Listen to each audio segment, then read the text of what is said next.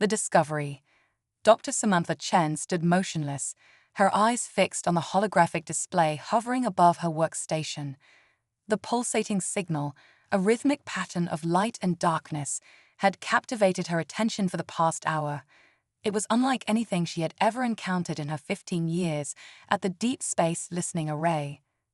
Dr. Chen, a voice called from behind her. You've been staring at that signal for quite some time. Is everything all right? Samantha turned to face her colleague, Dr. Marcus Reeves, a lanky astrophysicist with a perpetual look of curiosity etched on his face. Marcus, she said, her voice barely above a whisper, I think we found something extraordinary.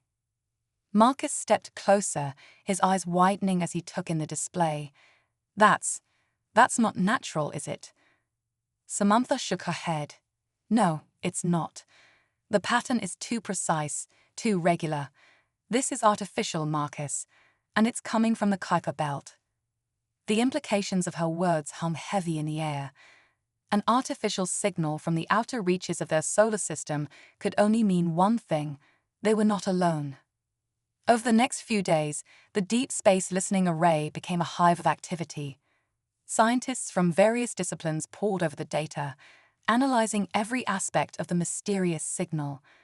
As news of the discovery spread, the world held its breath, waiting for confirmation of what many had long suspected, the existence of extraterrestrial intelligence. But the truth, as it turned out, was far more complex and astonishing than anyone could have imagined.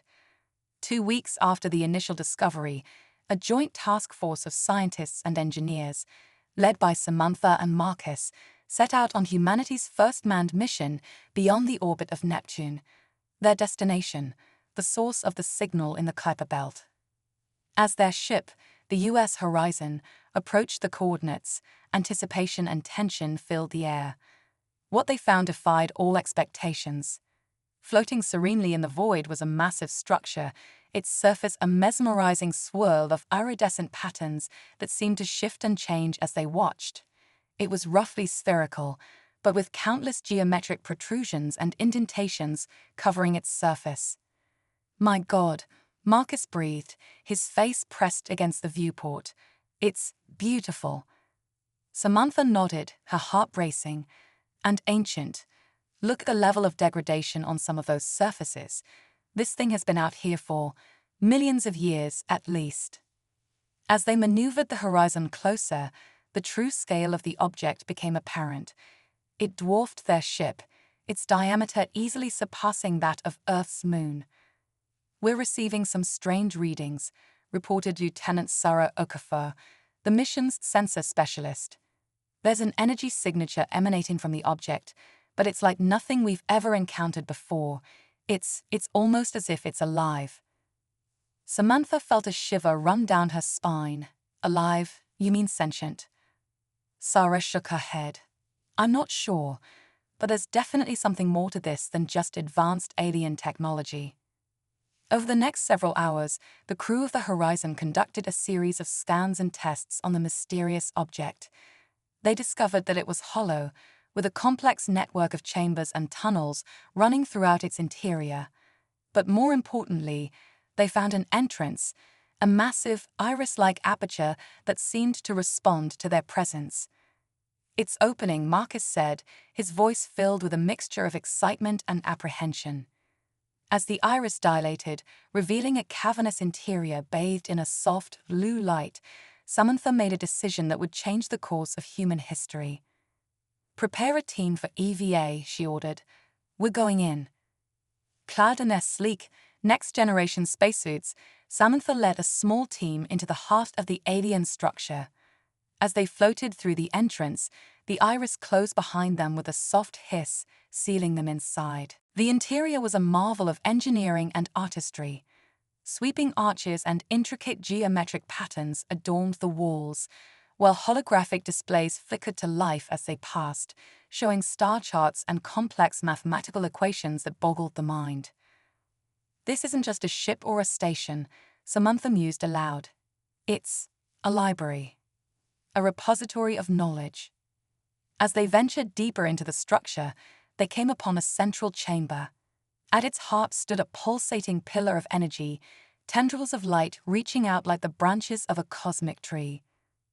Marcus approached one of the nearby consoles, his hand hovering over its surface. I think I can interface with it," he said hesitantly. Before Samantha could voice her concerns, Marcus placed his hand on the console. Instantly, a surge of energy coursed through him, causing him to cry out in pain and surprise. "Marcus," Samantha shouted, rushing to his side. But as quickly as it had begun, the energy subsided. Marcus stood there, his eyes wide with wonder and his body trembling slightly. "Sam," he whispered, I understand now. This is the Nexus. It's a gateway to everything." As Marcus began to explain what he had learned, Samantha and the rest of the team listened in awe. The Nexus, as it turned out, was an artifact created by an ancient race known as the Precursors. It served as both a repository of knowledge and a hub for a network of similar structures scattered throughout the galaxy. But more than that, it was a test, a way for the Precursors to evaluate emerging civilizations and determine if they were ready to join a greater galactic community. As they absorbed this incredible information, a new signal suddenly blared through their communication systems. Lieutenant Okafor's voice, filled with urgency, came through their helmet speakers. "Dr. Chen, we've detected multiple objects entering the solar system at high speed. They're heading straight for us." Samantha felt her heart skip a beat. Their discovery of the Nexus had not gone unnoticed. As she looked at her team, she knew that humanity's greatest challenge and its greatest opportunity lay ahead. "All right, people," she said, her voice steady despite the gravity of the situation. "Let's get back to the ship. It looks like we're about to make first contact." As they hurried back to the horizon, Samantha couldn't shake the feeling that they had just turned a page in human history. Whatever came next, she knew that nothing would ever be the same again. The Nexus pulsed behind them, a silent sentinel holding the key to humanity's future. And as the unknown visitors raced towards them from the depths of space, Samantha Chen steeled herself for the challenges that lay ahead. Humanity had taken its first step into a larger universe, and she was determined to ensure it wouldn't be its last. First contact. The bridge of the U.S. horizon was a flurry of activity as the crew prepared for the arrival of the unknown vessels. Samantha Chen stood at the center, her mind racing with possibilities and potential outcomes. "Status report," she called out, her voice cutting through the tension. Lieutenant Sarah Okafor responded promptly, her fingers dancing across her console. "5 vessels approaching, Dr. Chen. Their design, it's like nothing we've ever seen. They're decelerating rapidly, should be within visual range in approximately 10 minutes. Marcus Rees, still visibly shaken from his encounter with the Nexus, spoke up. "Sam, we need to be careful. The knowledge I gained, it's fragmented, but I know this. Not every species out there is friendly. The Nexus is sought after by many, and some would do anything to claim it." Samantha nodded gravely. "Understood. Let's hope for the best but prepare for the worst. Lieutenant Okafor, activate all defensive systems, but keep weapons powered down. We don't want to appear hostile." As the minutes ticked by, the atmosphere on the bridge grew increasingly tense. Finally, Sarah's voice broke the silence. Visual contact established, putting it on the main screen now. The view screen flickered to life, revealing a sight that took everyone's breath away. 5 sleek, silver vessels approached, their hulls adorned with pulsating lines of blue energy. They were clearly of advanced design, far beyond anything humanity had ever created. "They're hailing us," Sarah announced, her voice tinged with a mixture of excitement and apprehension. Samantha took a deep breath. This is it, everyone. Humanity's first contact with an alien species. Let's make it count. Open a channel. The view screen changed, revealing a being unlike anything they had ever seen. It had a vaguely humanoid shape, but its skin was a shimmering, iridescent blue. Multiple eyes, arranged in a symmetrical pattern, linked at them from an elongated face. When it spoke, its voice was melodious yet alien, translated through their advanced linguistic systems. Greetings, beings of Earth. I am Zarkon, emissary of the Zarkan Imperium. We have detected your activation of the Nexus artifact and have come to assist you in its proper utilization. Samantha stepped forward, her voice steady despite her racing heart. Greetings, emissary Zarkon. I am Dr. Samantha Chen of Earth. We welcome peaceful contact with your people. However, we have only just discovered the Nexus and are still learning about its nature and purpose. Zarkon's eyes narrowed slightly, a gesture that sent a chill down Samantha's spine. Ah, yes, the naivety of a young species. You must understand, Dr. Chen, that the Nexus is far too important to be left in inexperienced hands. For the good of the galaxy, we must insist that you relinquish control of the artifact to us immediately. Marcus stepped up beside Samantha, his face set in determination. With all due respect, emissary, the Nexus activated for us. It shared its knowledge with me. I don't believe it's meant to be controlled by any one species. A low, rumbling sound emanated from Zarkon, something akin to laughter, but with a sinister edge. How quaint. You believe the Nexus chose you. I assure you it is merely a tool, albeit an immensely powerful one. A tool that requires experienced hands to wield properly. Samantha felt a growing unease. The Zarkan's words were diplomatic, but there was an underlying threat that she couldn't ignore. Emissary Zarkon, we appreciate your offer of assistance, but we are not prepared to simply hand over the Nexus. Perhaps we could discuss a collaborative approach to studying and understanding its capabilities. Zarkon's expression hardened, the shimmering patterns on its skin intensifying. I'm afraid you misunderstand, Dr. Chen. This was not a request. The Zarkan Imperium has spent millennia searching for Nexus artifacts. We will not allow an infant species to interfere with our plans. Suddenly, alarms blared across the horizon's bridge. Sarah's voice rang out, filled with urgency. Multiple energy signatures detected, they're powering up weapons. Samantha's mind raced. They were drastically outgunned and outmatched technologically. Fighting wasn't an option, but neither was surrendering the Nexus. In that split second, she made a decision that would shape the course of human history. Marcus, she said quietly, can you use what you learned from the Nexus to get us out of here? Marcus nodded, understanding immediately. I think so, but I'll need direct access to our navigational systems. Do it, Samantha ordered, then turned back to the view screen. Emissary Zarkon, we respectfully decline your demand. The Nexus will remain under humanity's protection. Zarkon's face contorted in anger. Foolish creatures, you have no idea of the powers you're dealing with. If you will not comply, then we will take the Nexus by force. As the Zarkan ships opened fire, Marcus interfaced directly with the Horizon's systems, his mind merging with the ship's computers in a way that shouldn't have been possible. In a blinding flash of light, the Horizon and the Nexus vanished, leaving the Zarkan fleet firing at empty space. When the light faded, Samantha found herself staring at a completely unfamiliar starfield. Where are we, Marcus?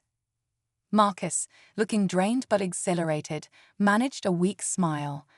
About 50 light years from where we were. I'm not entirely sure how I did it, but I tapped into the Nexus's power to create a sort of wormhole.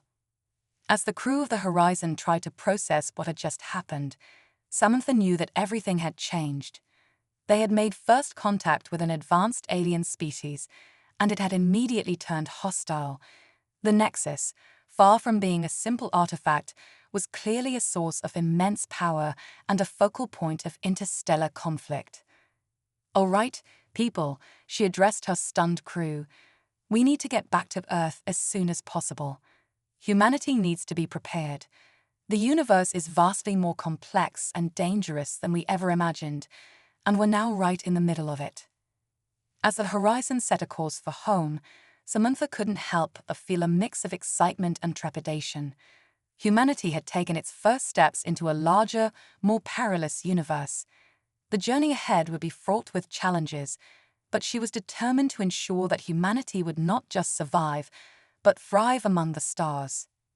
Little did they know, their encounter with the Zarkhan was just the beginning. As they raced back to Earth, other forces in the galaxy were already setting their sights on the planet that had managed to activate a nexus and evade the dreaded Zarkhan Imperium. Humanity's trial by fire had only just begun. The Alliance. The Thelori ship hung in Earth's orbit like a glittering teardrop, its iridescent hull reflecting the sun's rays in mesmerizing patterns. As humanity held its collective breath, a delegation led by Dr. Samantha Chen prepared to make first contact with this new alien species. The meeting took place in a hastily constructed neutral zone on the International Space Station. As the airlock cycled open, Samantha found herself face to face with beings that defied her expectations. The Thelori were avian in nature, but not in any way humans might have imagined. Their bodies were covered in what looked like liquid metal feathers that shifted and flowed with their movements. They had 4 arms, each ending in delicate, multi-jointed fingers. But it was their eyes that captivated Samantha, swirling vortexes of color that seemed to hold entire galaxies within them. "Greetings, children of Earth," the lead Thelori spoke, its voice a harmonious blend of chirps and whistles that the translation software struggled to keep up with. "I am Zixara, emissary of the Thelori Conclave. We come seeking alliance against a common foe." Samantha stepped forward, her heart racing. "We welcome you, emissary Zixara. I am Dr. Samantha Chen. We're honored by your presence, but I must ask, how do you know of our situation with the Zarkhan?" Zixara's feathers rippled in what Samantha would later learn was their equivalent of a sad smile. "The Zarkhan are known to many in our galaxy, Dr. Chen. They are conquerors, users of the Nexus artifacts for their own gain. We have been monitoring their movements for centuries, waiting for a chance to oppose them." Marcus Rees, still grappling with the knowledge imparted by the Nexus, spoke up. "But why come to us? Surely there are other, more advanced species you could ally with." Zixara turned its mesmerizing gaze to Marcus. "Ah, but you have done what no other species has managed in millennia. You activated a Nexus, connected with it in a way that even we Thelori cannot. You are unique." As the discussions progressed, it became clear that the Thelori, despite their advanced appearance, were not a warlike species. They possessed incredible technology, particularly in the realms of bioengineering and energy manipulation, but they lacked the military might to stand against the Zarkhan alone. "We offer an exchange," Zixara proposed. "We will share our technology, our knowledge of the galaxy and its species. In return, we ask for your assistance in unlocking the true potential of the Nexus artifacts." The offer was tempting, but Samantha couldn't shake a feeling of unease. "And what would you do with that potential once unlocked?" Zixara's feathers shimmered in complex patterns. "We seek balance, Dr. Chen. The Nexus artifacts were left by the precursors as tools of creation, not destruction. In the hands of the Zarkhan, they could bring about the end of countless civilizations. We believe that together, our species can ensure they are used as intended, to foster growth and understanding across the galaxy." As the negotiations continued, Earth's leaders were split. Some saw the Thelori as saviors, offering humanity a chance to leap forward technologically and secure its place among the stars. Others were more cautious, wary of becoming pawns in an intergalactic conflict they'd barely understood. The decision was taken out of their hands 3 days into the negotiations. Alarms blared across Earth's defense networks as multiple Zarkhan ships appeared at the edge of the solar system. The Imperium had returned, and this time they had brought a fleet. In the chaos that followed, Samantha found herself making decisions that would alter the course of human history. "We accept your offer of alliance," she told Zixara, even as reports of the advancing Zarkhan fleet poured in. "But we do this as equals. We'll face this threat together." Zixara's eyes swirled with what Samantha hoped was approval. "Then let us begin.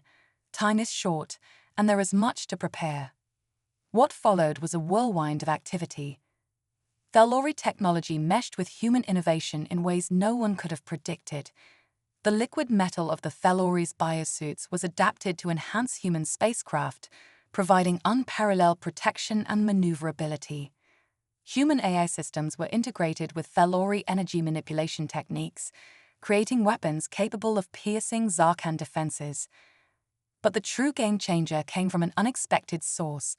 As Samantha and Marcus worked alongside the Thelori scientists to unravel more secrets of the Nexus, they made a startling discovery.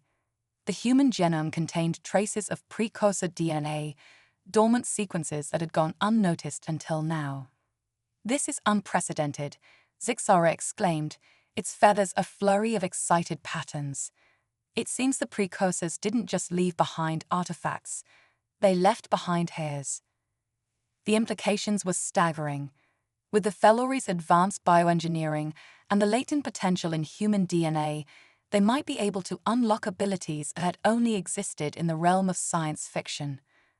As the Zarkan fleet drew ever closer, Samantha felt the weight of responsibility on her shoulders. They were about to awaken something within humanity that could not be undone, but faced with the alternative, subjugation or annihilation at the hands of the Zarkan, she knew they had no choice. "Begin the procedure," she ordered, stepping into a chamber filled with swirling Thelori biotech and pulsing energy from the Nexus. As the chamber sealed around her, Samantha closed her eyes, silently hoping that whatever emerged would be enough to save not just humanity, but their new allies as well. The transformation had begun, and with it, the true test of humanity's place in the cosmos. The Zarkan were coming, but this time, Earth would not face them alone. The unlikeliest of alliances had been forged in the crucible of necessity, and the fate of multiple species now hung in the balance. As the energy of the Nexus coursed through her, changing her at the molecular level, Samantha's last conscious thought was a determination that would echo across the stars. Humanity would not go quietly into the night. They would rage against the dying of the light, and in doing so, they might just save the galaxy itself. Samantha knew what she had to do. In a moment that stretched across time and space, she made her decision. "Initiate the awakening," she ordered, her voice echoing through the ages. "I'll be the conduit." As the Zarkan pressed their advantage, as Earth's cities burned and history itself threatened to unravel, Samantha Chen stepped into the heart of the Nexus. In a blinding flash of energy that rippled through space-time, she gave herself over to the ancient consciousness. The effect was immediate and awe-inspiring. Every Nexus artifact across the galaxy pulsed with newfound energy. The Zarkan ships, so reliant on their stolen Nexus technology, suddenly found themselves powerless. Time snapped back into place, the micro-incursions throughout history healing like closing wounds. The Zarkan invasion fleet, caught in a web of space-time they no longer controlled, imploded in on itself. In the aftermath, as the dust settled on a battered but unbroken Earth, the true scale of what had occurred began to dawn on humanity. They had faced extinction and emerged victorious, but the cost had been high. Samantha Chen was gone, her consciousness now one with the awakened Nexus.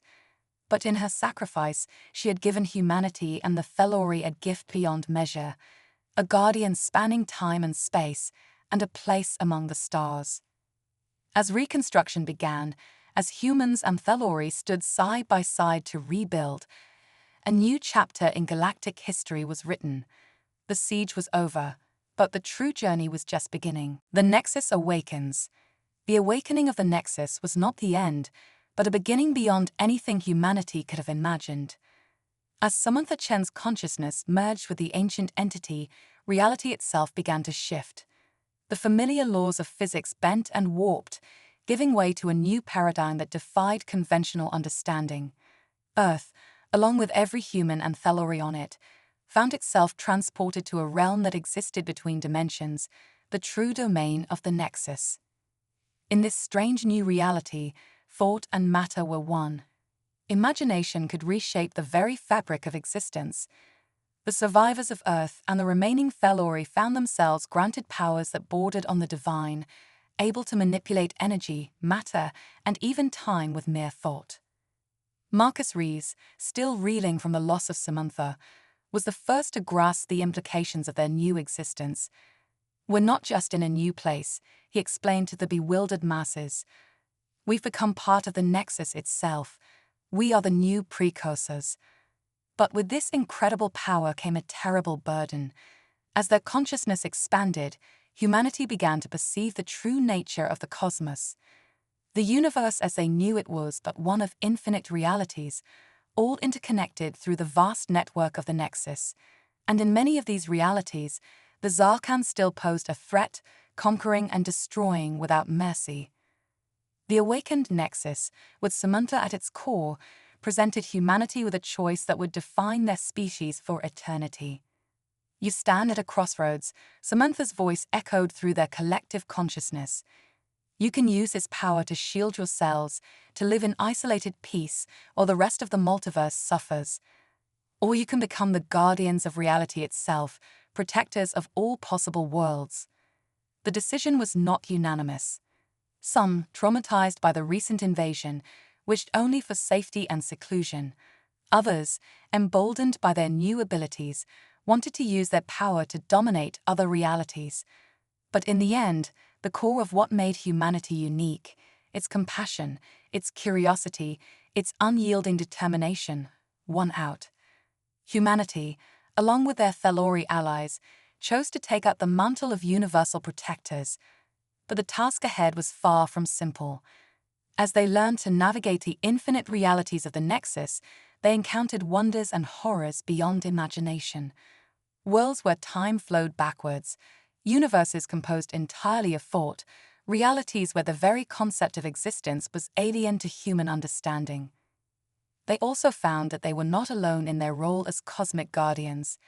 Other species from across the multiverse had been chosen by different Nexus nodes, each bringing their unique perspectives and abilities to the grand tapestry of existence. The war against the Zarkan took on a new dimension. No longer confined to a single universe, the conflict spanned realities. Battles were fought not with weapons, but with ideas. Entire timelines were erased and rewritten as the two sides clashed. Humanity found itself evolving at an unprecedented rate. Physical forms became fluid, consciousness expanded. What it meant to be human was redefined with each passing moment. Some feared they were losing touch with their roots, becoming too alien, too godlike. It was Marcus who proposed a solution. "We need an anchor," he suggested, "a way to remember who we were, even as we become something more." From this idea, the archive was born, an ever-changing repository of human history, culture, and experience, accessible to all through the Nexus.